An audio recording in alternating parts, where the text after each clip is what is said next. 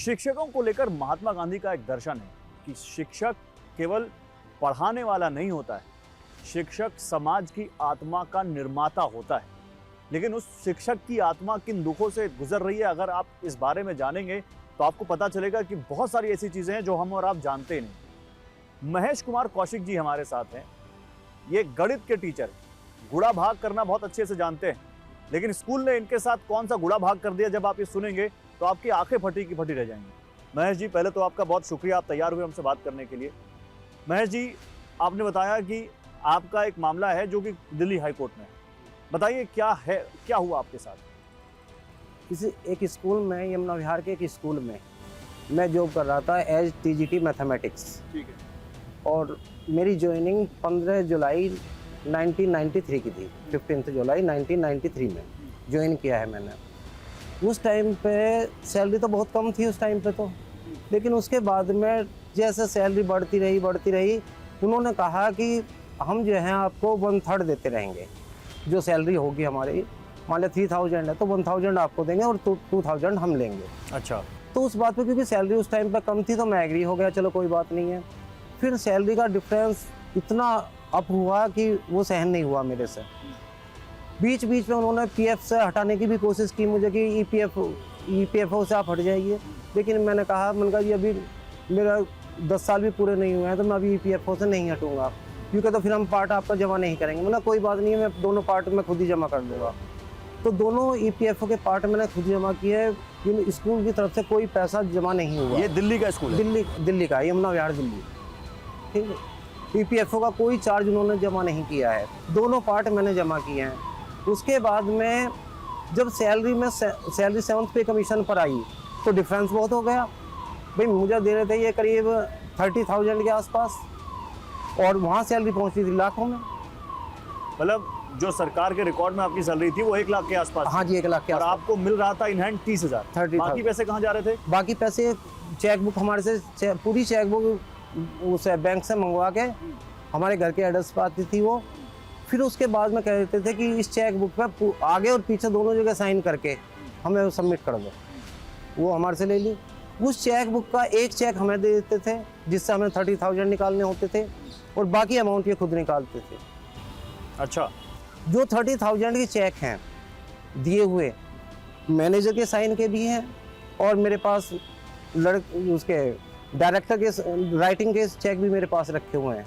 मुझे कोई ऑब्जेक्शन नहीं है उन्हें शो आउट करने के लिए, सब चीज़ें हैं मेरे पास, कोई दिक्कत नहीं। तो आप तैयार क्यों हो गए इसलिए? स्टार्टिंग में जॉब कहीं मिल नहीं रही थी। हाँ। तो उस टाइम पे मैं थी ये बात 1/3 की, लेकिन उन्होंने ये कहा था कि 2-3 साल में हम आपको लेवल में ले आएंगे। ये नहीं है कि हम 1/3 ही देते रहेंगे आपको, फिर लेवल में ले आएंगे आपको, और जहाँ जैसे गवर्नमेंट की सैलरी है उस लेवल पे आपको कर देंगे। फिर किया नहीं उन्होंने? नहीं किया। आपने उनसे बात की? मैनेजमेंट से कई बार बातें की है मैंने। क्या कहा उन्होंने? उन्होंने कहा हाँ जी अब की बार हमने फीस नहीं बढ़ाई है, अगली बार कर देंगे, अगली बार कर देंगे। ऐसे करते करते जब मेरा 1 साल रहेगा रिटायरमेंट का, तो मैंने कहा जी अब आप मुझे फुल सैलरी दे दीजिए। तो उन्होंने कहा मेरे से कि मैं फुल सैलरी नहीं दे सकता। तो फिर मैंने कहा ऐसा कर लो, जो आप ले रहे हैं वो मुझे दे दो, और जो मैं ले रहा हूँ वो आप ले लो। उस पर भी एग्री नहीं हुए वो, तो कहने लगे जहाँ इससे ज़्यादा मिलती हो वहाँ चले जाओ आप रोइए मत, पहले आपकी आंखों में मुझे आंसू दिख रहे हैं, आप अपने आंसू पर पूछिए। नहीं। तो इन्होंने कहा कि मुझे जहाँ इससे ज़्यादा मिलते हैं वहाँ चले जाइए आप। तो मैंने कहा ये बात कहनी थी तो आप पहले कहते मेरे से। ये कब कहा उन्होंने? जब 1 साल रह गया मेरे रिटायरमेंट का। ये कब हुआ? ये 2023-24? 24 में, और अगस्त 24 में। अगस्त 24 जी, लगभग 1 साल पहले। हाँ, ये 1 साल पहले। तो अब आप रिटायर हो गए? अब रिटायर हो गए। रिटायरमेंट के फायदे मिले आपको? नहीं, अभी कुछ नहीं मिला है। क्यों? उन्होंने कह दिया कि टर्मिनेट की फाइल भेज रखी है हमने। सस्पेंड तो कर ही दिया था। आपको सस्पेंड कर दिया? क्यों कर दिया सस्पेंड? एलिगेशन झूठे लगा के। नहीं, आपने क्या कुछ केस वेस किया इनके खिलाफ? हाई कोर्ट में किया है बस। वो बताइए क्या किया आपने? हाई कोर्ट में 7th पे कमीशन की डिमांड की है आपने? अच्छा। और उनका क्या रिप्लाई आया? उनका कुछ नहीं है, बस वो तो उन्होंने तो दुखी करना शुरू कर दिया कि आपने के पास ये कागज नहीं है, ये कागज नहीं है, इसका मेमो दो। MSc की डिग्री थी मेरी, उसकी डिमांड इन्होंने कभी की नहीं 32 साल में। अब रिटायरमेंट के बाद में कह रहे कि आप MSc नहीं हो, हमें डिग्री ला के दो। अच्छा। फिर मैंने किसी तरीके से मेरठ से डिग्री मंगवाई, वो सबमिट की। इन्होंने कहा हम एक्शन उठाएंगे, जब मैं दुखी हो गया तो मैंने कहा जो एक्शन आपको उठाना है उठा लीजिए, जो सस्पेंड करना हो सस्पेंड कर दो आप मुझे, मेरी डिग्री जब आएगी मैं तब दूंगा आपको। तो इन्होंने सस्पेंड कर दिया, डिग्री मैं सबमिट कर चुका इनके पास। कोई ऑफ द कोर्ट आपसे सेटलमेंट की कोशिश नहीं की इन्होंने? नहीं, कभी कोई कोशिश नहीं की? बस एक बार स्कूल में कोशिश की थी कि हाँ जी आप केस वापस कर लो और थोड़ा सा अमाउंट ले लीजिए, मैंने मना कर दिया। लिव इन कैशमेंट जो मिलती है हमें 300 at the time of the retirement, तो उसमें क्या कर रखा है इन्होंने कि हमारी फर्जी छुट्टी लगा रखी है, 300 छुट्टी वो 0 कर रखी हैं, जबकि मैंने इस पूरी ज़िंदगी में 32.5 ईयर्स में कुल 21 छुट्टी ली होंगी। 32.5 साल की जॉब में आपने केवल 21 छुट्टी ली हैं, लेकिन यदि आप मेरी सर्विस बुक उठा कर देखें तो उसमें सारी छुट्टियाँ नील है मेरी 300। और ऐसे ऐसे प्रूफ मेरे पास हैं कि मैं CBSE की ड्यूटी पे जाता हूँ, CBSE की ड्यूटी पे जैसे जहाँ क्वेश्चन पेपर बोर्ड का पेपर होता है वहाँ जा रहा हूँ मैं, लेटर हेड स्कूल लिख के दे रहा है मुझे, लेटर हेड पे मैनेजर के भी साइन है, प्रिंसिपल के भी साइन है, मैं वहाँ जा रहा हूँ, लेकिन अटेंडेंस रजिस्टर में मेरी लीव लगी हुई है। मतलब छुट्टियों में भी घोटाला है? हाँ, छुट्टियों में लीव इनकेसमेंट में 0 है इनके पास सामने तो। और देखिए हमारी इसी स्टोरी पर बात करने के लिए दिल्ली के एक बड़े निजी स्कूल के एक सीनियर टीचर हमारे साथ हैं। सुरक्षा कारणों से हम उनकी पहचान आपको नहीं बताएंगे, लेकिन कम से कम ये तो बात करेंगे हम उनसे कि दिल्ली में या देश में जो निजी स्कूल है, निजी विद्यालय हैं, उनमें पढ़ाने वाले जो शिक्षक हैं, जिनको हम गुरु कहते हैं और गुरु का दर्जा तो भगवान से ऊपर दिया गया है, उन गुरुओं को क्या दिक्कतें आ रही हैं। तो गुरु जी, तो सबसे पहले स्वागत है आपका TV9 भारतवर्ष पर। निजी स्कूल और सरकारी स्कूल, सबका मकसद है अच्छी शिक्षा देना, लेकिन जो इंसान उसमें काम कर रहा है, चाहे वो टीचिंग स्टाफ हो और चाहे नॉन टीचिंग स्टाफ हो, क्या उसको बराबर की सुविधाएं मिल रही हैं? क्या उसको देश में बराबर का वर्क एटमॉस्फेयर मिल रहा है? खासकर निजी स्कूलों में अक्सर शिकायतें आती हैं टीचर्स के शोषण की।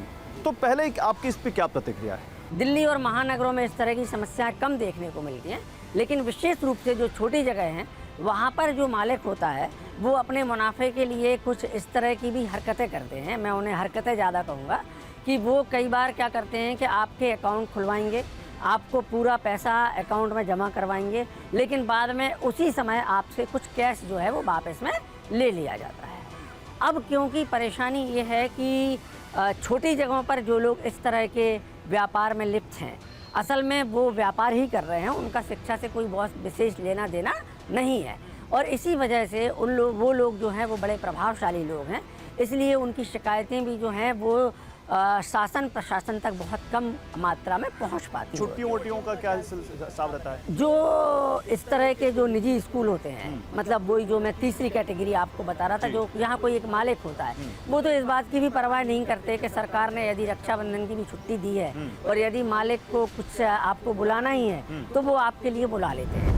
मेरे सामने एक और टीचर हैं, लेकिन हम उनकी भी सुरक्षा की वजह से, या वो नहीं चाहते कि वो अपनी पहचान लोगों को बताएं, हम उनकी पहचान आपके सामने नहीं रख रहे हैं, लेकिन सच्चाई तो आपके सामने ज़रूर रखेंगे।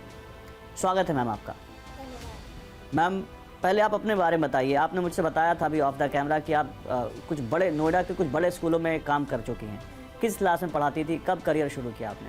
मैंने 2008 में अपना करियर शुरू करा था as a play group teacher. फिर उसके कुछ टाइम बाद मुझे एक बड़े स्कूल में, बहुत ही नामी स्कूल में अपॉर्चुनिटी मिली काम करने की। मैंने वहाँ पे काम करा, 2 साल काम किया, बट वहाँ का जो मैनेजमेंट था, वहाँ टीचर्स को इतना मैनिपुलेट करता था। टीचर्स को कॉन्ट्रैक्ट पे रखते थे, 2 साल 3 साल 4 साल कॉन्ट्रैक्ट पे रखते थे, और हर साल उनका कॉन्ट्रैक्ट रिन्यू करते थे, बट पूरे 12 महीने भी नहीं, 11 महीने का कॉन्ट्रैक्ट होता था। इवन जो आपको जून की सैलरी है वो भी नहीं मिलती थी, और उसके बाद वो आपको परमानेंट भी नहीं करते थे। बहुत मुश्किल से जाके, मतलब 4 साल 5 साल काम करने के बाद आपको वहाँ पे परमानेंट प्रोविज़न पे लाया जाता था। उसके बाद फिर मेरे को दूसरे स्कूल में अपॉर्चुनिटी मिला काम करने का, नोएडा में। हाँ जी, नोएडा में। वो भी बहुत ही बड़ा स्कूल है और उनकी बहुत सारी चेन्स हैं ऑल ओवर इंडिया। तो ऑल ओवर इंडिया चेन है उनकी? हाँ, all over India, even they have abroad also. हाँ, तो उनकी बहुत बड़ी चेन है स्कूल की। वहाँ पे भी यही था, आपको सैलरी इंक्रीमेंट नहीं होते थे। इंक्रीमेंट के नाम पे हर साल वैसे बच्चों से आप फीस इतनी हाइक करते हैं, 10% एटलीस्ट हाइक होती है फीस का हर साल, बट टीचर्स को जब आप इंक्रीमेंट देने के उसमें आते थे 3%, 4%, मतलब आपका इतना तो पेट्रोल में भी आने जाने में लग जाता है हर महीने का, बट उतना हाइक भी नहीं वो करते थे सैलरी का। उसके अलावा दे मैनिपुलेटेड टीचर्स। मतलब अगर आप हमें बता सके कि कितनी सैलरी थी और कितना जैसे मुझे इतने साल हो गए थे, मैंने अभी तक 50 भी नहीं टच करा, मुझे 17 साल हो गए इस ऑर्गेनाइजेशन में, पूरे अपने करियर में 17 इयर्स हो गए हैं, बट उसमें मेरे हाथ में 50,000 भी नहीं आता। किस ग्रेड के? Grade 1 PRT, as a PRT mother teacher. Okay. But आप स्कूल बड़ा है, मल्टीनेशनल स्कूल? मल्टीनेशनल स्कूल है, बहुत बड़ा स्कूल है। अभी आपने छोड़ दिया है क्या? यस, हाँ जी, मैंने छोड़ दिया। क्यों छोड़ दिया आपने? क्योंकि पहला रीज़न मेरा सैलरी का था, सेकंड रीज़न मुझे बहुत ह्यूमिलेट किया जा रहा था, जो विच वॉज नॉट टॉलरेबल। ये छुट्टियां वगैरह सही मिलती हैं वहाँ पे? मिलती थी आपको? मतलब ईएल मिलती है, सिक लीव मिलती है, प्रिविलेज लीव मिलती है? वी जस्ट हैव ईएल, एक, हाँ, 1 ईएल, दैट ऑल्सो 0.8, मतलब साल में 10, वो भी आपको लेने के लिए पहले आपको 10 बार बोलना पड़ता था। इफ़ सम इमरजेंसी हो गया है घर में, सडनली या कुछ हो गया है, उसके लिए भी आप छुट्टी नहीं ले सकते। मतलब मेरे घर में अगर कोई प्रॉब्लम है तो छुट्टी मेरे, फिर क्या सैलरी कटेगी? क्या होगा? सैलरी कटेगी, और सैलरी कटने के अलावा आपको ह्यूमिलेट किया जाएगा। आपको पहले मतलब बताना पड़ेगा कि मुझे ये है प्रॉब्लम, उसके अगर वो आप उनको लगेगा कि हाँ ये जेन्युइन प्रॉब्लम है, तब वो आपकी छुट्टी अप्रूव करेंगे, ये तो नहीं करेंगे। और हमारे साथ अब इस पर बात करने के लिए दिल्ली हाई कोर्ट के सीनियर लॉयर और education activist mister Ashok Agrawal है, उनसे बात करते हैं। सर, स्वागत है आपका टीवी नाइन पर। Thank you. Sir, private schools को लेकर तो अक्सर ये चर्चा होती है कि उनकी फीस बहुत हाई है, या वो बहुत ज़्यादा फीस हाई बच्चों से फीस ले रहे हैं, एडमिशन को लेकर बहुत ज़्यादा डोनेशन के उन पर आरोप लगते हैं, लेकिन प्राइवेट स्कूल के टीचर्स में कोई बात नहीं करता। प्राइवेट स्कूल के टीचर्स को किस तरह की परेशानियां हो रही हैं? अब कुछ टीचर्स सामने आए हैं जिन्होंने अपनी पहचान छिपाने के बाद हमें ये बताया है कि उनको जो सैलरी उनके अकाउंट में आती है वो एक्चुअली वो एक आई वॉश होती है, एक स्कैम जैसा है, और उनसे वो सैलरी विड्रॉ करके उनसे कुछ पैसे कैश में वापस लिए जाते हैं। इसके अलावा भी कुछ दिक्कतें हैं। तो आपने ये केसेस देखे हैं क्या? आपका इस पर क्या अनुभव है? देखिए, 2010 के अंदर कंट्रोलर ऑडिटर जनरल ने दिल्ली के 25 स्कूलों को ऑडिट किया था फाइनेंशियली, और उस रिपोर्ट में ये जो मुद्दा आप बता रहे हैं इसको डिटेल में डिस्कस किया है, और उसमें उन्होंने बताया कि किस तरीके से जो स्कूल वाले हैं वो ब्लैंक चेकबुक पे साइन करा के रख लेते हैं, पासबुक अपने पास रख लेते हैं, और उसके बाद वो जो पैसे उसके अकाउंट में डालते हैं टीचर के, वो उसको निकालते रहते हैं। हाँ, और इंटरेस्टिंग ये है, ये तो वो हुआ और उस पर कोई खास एक्शन हुआ नहीं। ये कैग की रिपोर्ट दिल्ली थी। के स्कूल? हाँ, दिल्ली के स्कूल थे 25। ये स्कूल ऐसे हैं जो सरकार को भी लूटते हैं, सस्ती ज़मीनें ले लेते हैं, पेरेंट्स को भी लूटते हैं, और जो एम्प्लॉइज़ हैं उनको भी लूटते हैं। और हमारी नोटिस में तो ये आया, पर्सनल नोटिस में, कि ये छोटे छोटे स्कूल नहीं है, दिल्ली के जो बहुत प्रेस्टिजियस स्कूल्स हैं आज भी, वो भी जो टीचर तनख्वाह लेती है, किसी से 30%, किसी से 40%, किसी से 50% और किसी से 60% फीस, वो जो उसकी सैलरी है वो उसको रिटर्न करनी पड़ती है। और एक दो केसेस ऐसे भी हुए हमारे पास जहाँ इस तरीके की शिकायत लेकर जो है टीचर आई, और फिर हमने उसको बोला कि आप जो है ना कल से आप बंद कर दीजिए देना इनको पैसा। तो कुछ केसेस में ऐसा हुआ कि उस टीचर ने अगले दिन से जो सैलरी थी वो बंद कर दी और अपने बैंक को बोल दिया कि मेरा कोई भी पैसा इनको मत देना। तो 2-4 केसेस में ऐसा हुआ। तो इंटरेस्टिंग ये हुआ कि उसकी सैलरी तो छेड़ी नहीं उन्होंने, लेकिन बाकी वो एम्प्लॉइज थे वो अपना रेगुलरली पैसा वापस करते रहे। तो ये एक बहुत ही कॉमन फिनोमिना है यहाँ पर। इसके खिलाफ कोई आवाज़ क्यों नहीं उठती सर? आवाज़ यहाँ पे प्रॉब्लम क्या होती है कि जो टीचर्स हैं या दूसरे जो एम्प्लॉइज हैं प्राइवेट स्कूल्स के, ये ऑर्गेनाइज नहीं होते ढंग से, और जहाँ थोड़ा बहुत ऑर्गेनाइज होने की कोशिश करते हैं वहाँ पे इनका विक्टिमाइजेशन होता है। तो एक्चुअली में तो जहाँ भी आप ऑर्गेनाइज होंगे वहाँ विक्टिमाइजेशन होगा ही, कोई स्वाभाविक चीज़ नहीं है। लेकिन आप एक पूरे अगर लार्ज स्केल पे उसको करते हैं तो उसका इम्पैक्ट होता है। तो यहाँ लार्ज स्केल पे होता नहीं है, तो यहाँ पे 2-4 एम्प्लॉई अगर आवाज़ उठाते हैं तो उनको फिर वो विक्टिमाइज करते हैं, फिर वो निकाल देते हैं। ऐसे केसेस हुए, फिर हमने उनके ट्रिब्यूनल में केसेस करके उनको रीस्टेटमेंट के ऑर्डर कराए। ऐसे मतलब तो दूसरे लोग डरे रहते हैं। तो मुझे लगता है कि लड़ना चाहिए ना, अपने हकों के लिए लड़ना चाहिए। और इस वक्त हमारे साथ Delhi state public school management association के प्रेसिडेंट हैं मिस्टर आरसी जैन। उनसे बात करते हैं अब इस मुद्दे पर। जैन साहब, स्वागत है आपका TV9 भारतवर्ष पर। जैसे मैं आपसे सबसे पहले पूछूं तो कुछ टीचर्स ने शिकायत की है कि स्कूल उनको जो ऑन पेपर सैलरी दिखाते हैं वो उतनी उनके हाथ में आती नहीं है। उनसे चेक साइन करा लेते हैं, उसके जरिए उसमें से कुछ हिस्सा निकाल लेते हैं या फिर उनसे कैश ले लेते हैं।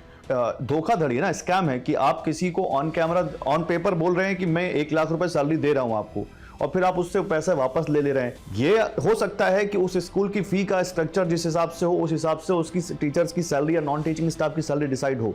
लेकिन एक बार आपने पेपर पर डिसाइड दिखा दिया, आप खर्चे तो उतने ही दिखा रहे हो अपने कि हमने टीचर को सैलरी 1 लाख दी, लेकिन आप दे नहीं रहे हो उतना, आप उनसे पैसा वापस मांग रहे हो। ये तो स्कैम हुआ। नहीं, देखिए ऐसा अगर कुछ स्कूलों में है तो मैंने अभी आपको बताया ना कि मुझे फाइल का पेड भी पूरा करना है। मुझे अधिकारी जो है ना, जब मेरी इंस्पेक्शन करने आते तो मुझे शो करना पड़ता है, नहीं तो कहेंगे आप सैलरी पूरी नहीं दे रहे, आपकी रिकग्निशन क्यों ना विड्रॉ कर ली जाए। अगर रिकग्निशन विड्रॉ होती है तो उस हालात में जो बच्चे उसमें पढ़ते हैं उनके शिक्षा का संकट खड़ा हो जाएगा।